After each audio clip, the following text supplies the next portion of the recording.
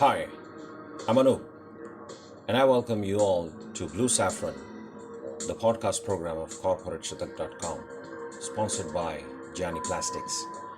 And you're about to receive knowledge on Indian and Australian GST, goods and service tax. Yeah, you got it right, mate. Let's get started, shall we?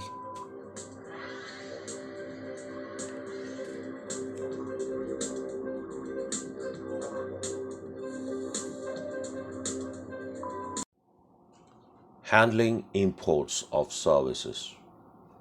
Imports of services into India is taxable for the recipient, regardless of whether for personal use or in the course of business.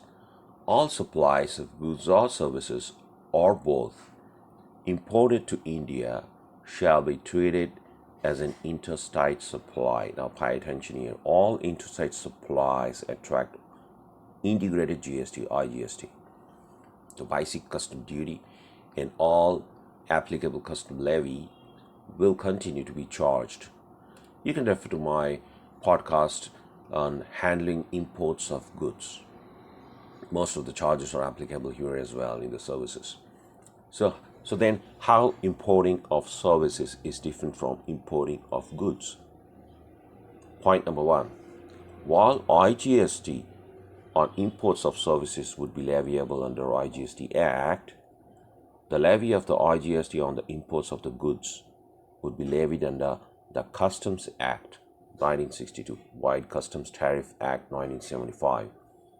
In short, imports of services, it's IGST Act, and imports of goods, it's Customs Act. Point number two, being it to be services, the anti-dumping duty and compensation charges for demerit goods may not be applicable here because you are not importing goods here. Recently, remember, India imposed 5 years anti-dumping duty on China. So here are the services. So the anti-dumping duty and the compensation charges may not be applicable here.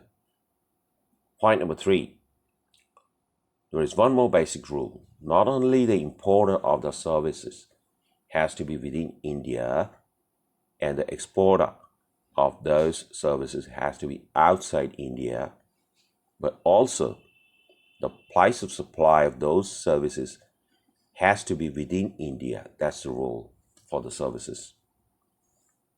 Finally, the recipient that is importing services under the GST regime will be liable to pay the GST in reverse charge mechanism.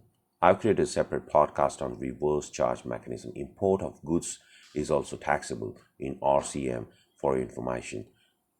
And since services don't have any physical movement, the recipient and exchange of foreign currency are the indicators of it.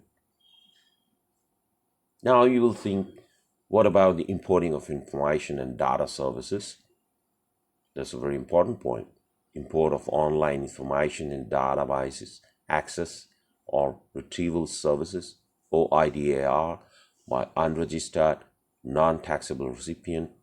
The supplier from outside India is responsible for the payment of the IGST.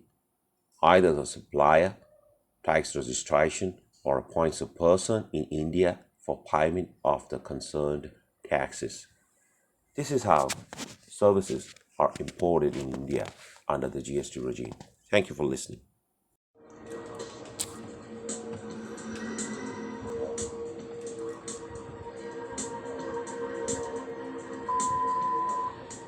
So, my dear listeners, I hope you enjoyed the audio. I also hope there was some takeaway for you. Signing off now. We'll come up with more interesting episodes. Till then, take good care of yourselves. Keep liking your one and only Blue Saffron. Cheers. Bye-bye.